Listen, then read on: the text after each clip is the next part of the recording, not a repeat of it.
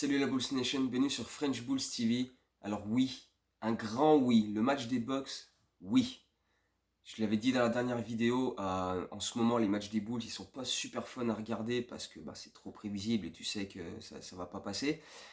Mais ce match contre les Bucks, oui, là tout de suite, là c'est déjà beaucoup mieux.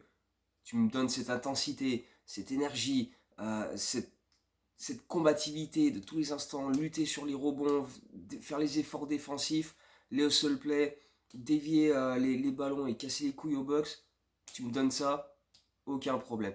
Alors oui, on l'a perdu.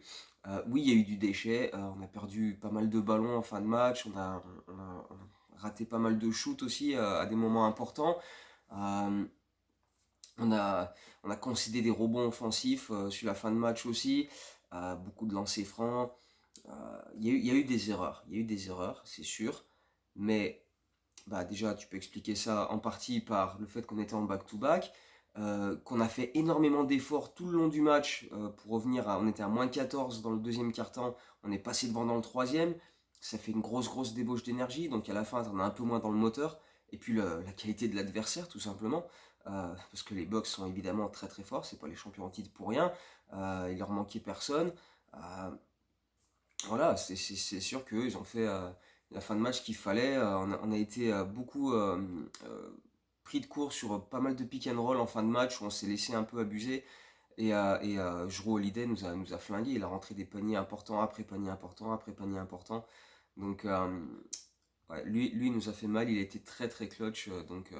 Mais voilà, j'ai quand même bien aimé ce match-là parce qu'on a vraiment été actif, combatif. Déjà, j'ai bien aimé Tristan Thompson titulaire à côté de Vucevic pour voilà, apporter de la taille, du muscle, essayer voilà, de les bousculer, de les jouer un peu physique d'entrée.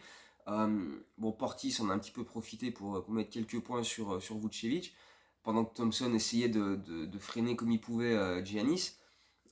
Mais voilà, après, il a fait ce qu'il a pu. Il a essayé de le bousculer physiquement, il l'a bumpé, il a mis des coups d'épaule, il l'a joué vraiment voilà, en restant face à lui. Ça n'a pas toujours eu un succès retentissant, mais enfin, personne n'arrive vraiment à bloquer Giannis, donc c'est pas Tristan Thompson qui va y arriver. Mais dans l'énergie, dans l'intensité, on était là, on a fait les bons efforts, on provoquait des passages en force, on a coupé des lignes de passe, on partait en transition. Mais après, sur jeu placé, on avait assez peu d'adresse. DeRozan notamment a pas mal briqué en début de match. On était à 0 sur 6 à 3 points dans les 10 premières minutes du match. Et j'ai bien aimé l'entrée de Troy Brown, qui a pris un gros rebond, qui a provoqué un passage en force, qui a mis un 3 points, le premier des Bulls du coup. Euh, voilà, et il a apporté une petite étincelle, c'était vraiment intéressant. Après, dans le deuxième quart-temps, bon, c'est là qu'on prend un écart, mais pareil, parce que aussi on a concédé énormément de lancers francs, beaucoup de fautes, bon, parfois un petit peu abusées de la part des arbitres. Des fois, ils sifflent avant même qu'il y ait le contact, mais enfin, bref, ça, je ne veux pas en parler. C'est pas important.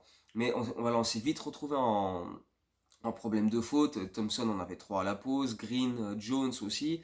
Et ils en ont vite eu 4 dans le troisième quart-temps.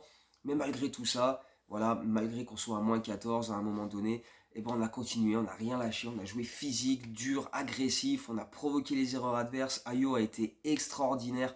Pff, des anticipations, il a coupé les lignes de passe, il a provoqué des transitions. Et dans le troisième quart-temps, on a vraiment poussé fort. Euh, voilà, il y a 2 dunks de suite de Zach LaVine, dont un justement après une fabuleuse passe d'Ayo qui avait intercepté la balle sur l'action d'avant. Euh, il y a une contre-attaque où Derrick Jones Jr. il claquait un dunk monstrueux sur Giannis avec la faute. Euh, on a vraiment mis les ingrédients. On a fait ce qu'il fallait sur ce match-là, on est bien revenu. Mais voilà, comme je dis, ça nous a coûté beaucoup d'énergie et de lucidité sur la fin de match où on a été coupable de pas mal d'erreurs où voilà, on a concédé beaucoup trop de rebonds offensifs. Il y a une action dans la dernière minute où Milwaukee balance une brique, ils prennent le rebond offensif, ils temporisent, ils rebalancent une brique, ils reprennent le rebond offensif. Là, tu te dis, bon, bah là, tu peux plus rien faire, quoi. Et c'est vraiment dommage parce que voilà, Zach LaVine a été excellent sur ce match-là. Il nous a gardé dans le match une bonne partie du temps offensivement et même défensivement. J'ai beaucoup aimé son match défensivement, que ce soit sur Middleton ou Jrue Holiday. D'ailleurs, les deux sont très potes. Euh, je l'ai trouvé vraiment actif en 1 contre 1. Il a beaucoup Il a beaucoup gêné Jrue Holiday. Voilà, je crois qu'il lui a mis un contre à un moment. Il a coupé des lignes de passe, il l'a empêché de driver. Son match était vraiment intéressant en considérant qu'il était en back-to-back et que voilà, l'état de son genou est toujours un petit peu est surveillé de près. C'était quand même franchement rassurant. Donc voilà, pourvu que ça dure pour lui. Euh, mais voilà, après, bah, tu perds ce match sur des détails en fin de match, face au champion en titre quand même, et ça fait 2 fois qu'on joue Milwaukee, 2 fois qu'on leur casse vraiment les couilles, que c'est des matchs très serrés qui se jouent sur les dernières possessions. Euh, Là, DeRozan fait 11 sur 30 au shoot. Je pense que s'il était ne serait-ce qu'à 50%, on aurait été beaucoup plus à même de rester vraiment dans le match jusqu'au bout, vraiment jusqu'au bout, et pourquoi pas aller le chercher. Je pense pas que Milwaukee ait fait un match extraordinaire. C'est aussi un peu pour nous. Enfin, c'est de notre faute ou grâce à nous, je sais pas comment on se place, que Milwaukee n'a pas été voilà, fantastique, fabuleux. Ils nous ont pas écrasés et on a vraiment résisté et on aurait peut-être pu mériter mieux avec un peu plus d'adresse et de lucidité dans les derniers moments. Je pense que si on n'avait pas été en back-to-back, vu que le match de la veille contre Atlanta c'était un match qui avait été reprogrammé avant, euh, si on n'avait pas eu joué la veille, peut-être qu'on aurait été vraiment capable d'aller le chercher, pourquoi pas. En tout cas, avec les efforts qu'on a fait, l'intensité qu'on y a mis, euh, il y avait la place. Il y avait la place.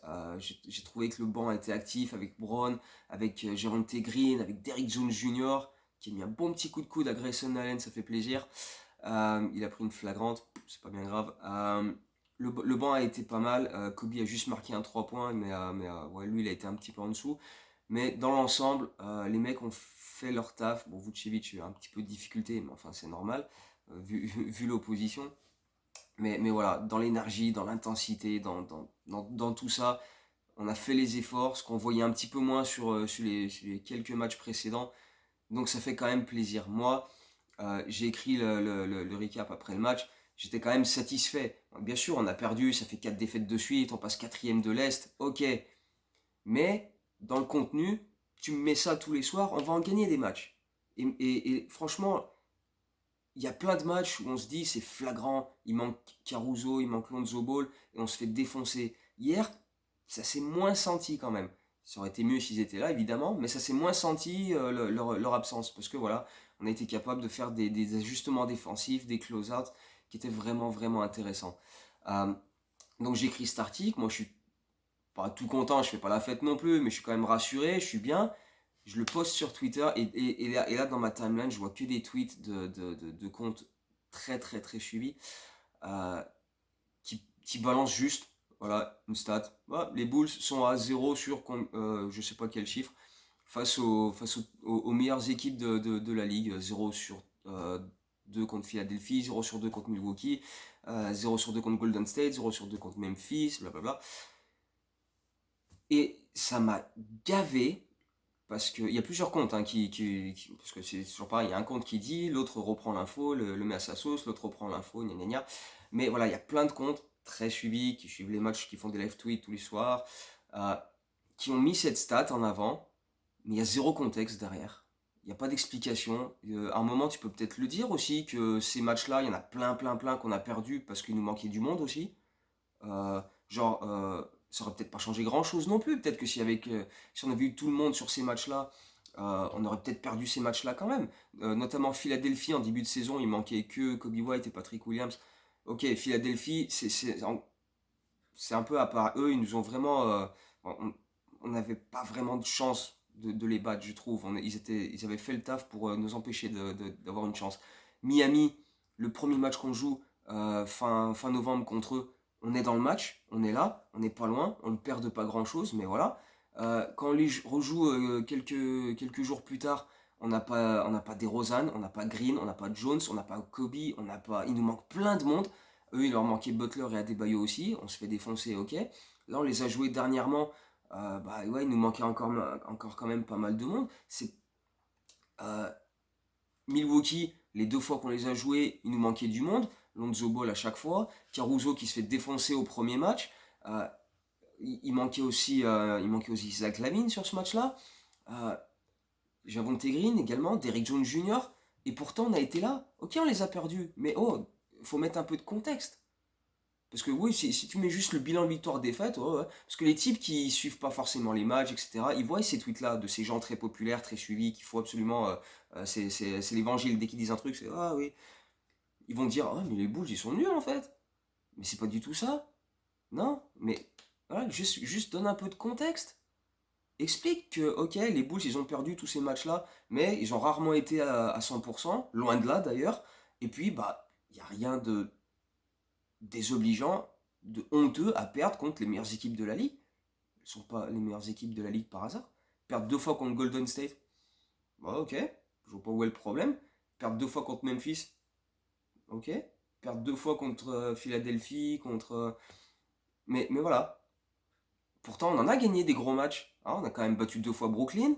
Euh, on a battu 2 fois Denver, dont un match où il n'y avait pas de Jokic, mais il nous manquait Vucevic. L'autre match où on les a battus, il nous manquait de Rosanne. Euh, on a sorti des gros matchs, on a battu Dallas au mois de novembre, on est allé gagner chez les Clippers qui étaient en haut du classement à ce moment-là avant la blessure de Paul George. Euh, voilà, ok, c'est factuel, on a 0 victoire contre le top 3 de l'Est et de l'Ouest à l'heure actuelle.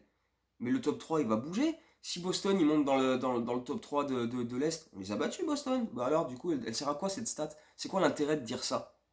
Juste, ouais, ils n'ont pas battu les équipes du haut du classement. On en a battu, qui étaient en haut du classement au moment où on les a battus. Utah, en début de saison, ils étaient invaincus, on les a battus. On était la première équipe à les battre. Ah, voilà. Mais voilà, oui, à l'heure actuelle, oui, sur le classement de maintenant, ok. Mais on est encore en plein milieu de saison, enfin plus ou moins. Il reste une quinzaine, entre 15 et 20 matchs par équipe, ça va encore bouger. On a encore des matchs contre ces grosses équipes, c'est pas dit qu'on les gagne d'ailleurs, mais voilà, moi j'ai trouvé que cette stat, elle était débile, n'avait aucune utilité et était hors contexte. Voilà, donc ça m'a passablement énervé. Mais bon, voilà, c'est comme ça. J'ai pas envie de m'éterniser trop dessus, mais enfin c'est quand même assez relou parce que voilà, les gens qui vont prendre cette info pour voilà, argent comptant et pas creuser plus loin, ils vont se dire ouais, bah, en fait les Bulls, voilà, et c'est pour ça que ces mêmes comptes qui te disent il y a 2 semaines quand les Bulls gagnaient encore des matchs, étaient premiers de l'Est il y a 2 semaines, ah, pourquoi pas viser le titre? Et puis maintenant, ouais, ouais, ils vont se faire sortir au premier tour. Et puis derrière, t'as les mecs qui suivent. Oh là là. Putain, je vous jure, je reçois de ces messages des fois, ça fait flipper. Mais bref, voilà, c'est comme ça. Ça m'a gonflé, mais voilà, il y a des trucs qui me gonflent, des fois je dis rien, et puis là, bah, là j'aurais envie de le dire. Donc voilà. Euh, Parce que ouais, ça m'a vraiment déçu, parce qu'on a vraiment fait un gros match. J'étais content de la prestation, mais derrière, voilà, t'as la stat brute, nette, voilà, qui vient tout casser, alors que, et qui n'a pas lieu d'être en fait. Et si on bat Philadelphie lundi, on fait quoi du coup? Ah, du coup, on devient géniaux? Alors qu'on aura battu une fois une équipe dans le top 3 de l'Est ou l'Ouest? Bah non, je suis désolé, ça ne changera pas grand-chose. Donc j'espère quand même qu'on va, qu'on va battre Philadelphie lundi. Ça va être compliqué. Mais encore une fois, tu me donnes ce qu'on a fait là, sur ce match contre Milwaukee, avec cette énergie, cette intensité, tu fais la même chose 48 minutes. Enfin, le plus longtemps possible, parce que 48 minutes c'est compliqué. Mais tu fais ça contre Philadelphie, je prends. Je prends. Et derrière, on a Détroit, on a Cleveland. Voilà, il faut continuer à jouer comme ça. C'est de cette manière-là qu'on peut s'en sortir. Il y a eu des erreurs, encore une fois, on n'a pas été parfait sur ce match-là, loin de là. Mais dans l'énergie, voilà, il faut qu'on ait ça. On ne peut pas se permettre, Billy Donovan l'a encore dit il n'y a pas longtemps, on n'a aucune marge d'erreur. Avec le monde qui nous manque, et surtout défensivement, on ne peut pas se permettre de faire des erreurs, parce qu'on les paye cash, et on se fait défoncer, et on ne peut plus les rattraper derrière. Donc voilà, on en a quand même fait un petit peu contre Milwaukee, qui reste une énorme équipe. Mais voilà, c'est comme ça. J'ai quand même beaucoup aimé la prestation, donc je suis quand même assez satisfait. Et j'espère qu'on va continuer de faire des prestations de la sorte, que ce soit lundi à Philadelphie, et sur la suite du mois de mars, en espérant que Lonzo Ball, Caruso et Patrick Williams soient capables de revenir d'ici 10 jours, 2 semaines, qu'ils aient le temps de trouver un peu de rythme avant les playoffs, et qu'une fois en playoffs, avec le momentum qu'on aura à ce moment-là, et pas le momentum de maintenant, parce qu'il sera totalement différent, là, on verra de quoi on est capable. Et je pense pas qu'on se prendra un sweep au premier tour. En tout cas, j'espère pas. Bref, d'ici là, on verra bien. En attendant, on va terminer avec le quiz. On avait j'avais demandé la dernière fois combien de fois Michael Jordan avait été élu joueur du mois. Il l'a été à 16 reprises, et sachant aussi qu'à l'époque, il n'y avait pas Est et Ouest, c'était joueur du mois, il n'y en avait qu'un. C'était pas divisé par les conférences. Donc voilà, c'était quand même pas mal aussi comme exploit. Et cette fois-ci, la question, alors, sur le match contre les Bucks, DeMar DeRozan a dépassé un ancien joueur des Bulls au classement all-time des meilleurs scoreurs et est désormais 56e. Quel est ce joueur que DeRozan a dépassé vendredi face aux Bucks? Voilà. Et d'ailleurs, DeRozan, là, il va finir la saison dans le top 50 en continuant comme ça. Bon, pas en shootant à 11 sur 30 comme il l'a fait face aux Bucks, mais il va dépasser Tony Parker dans pas longtemps. Il y a Terry Cummings dans la liste aussi, qui est juste entre lui et Tony Parker.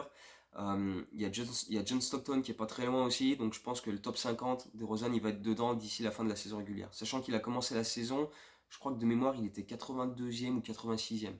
Donc il était hors du top 80 en début de saison régulière, et là il va peut-être finir dans le top 50, donc c'est quand même pas dégueulasse du tout.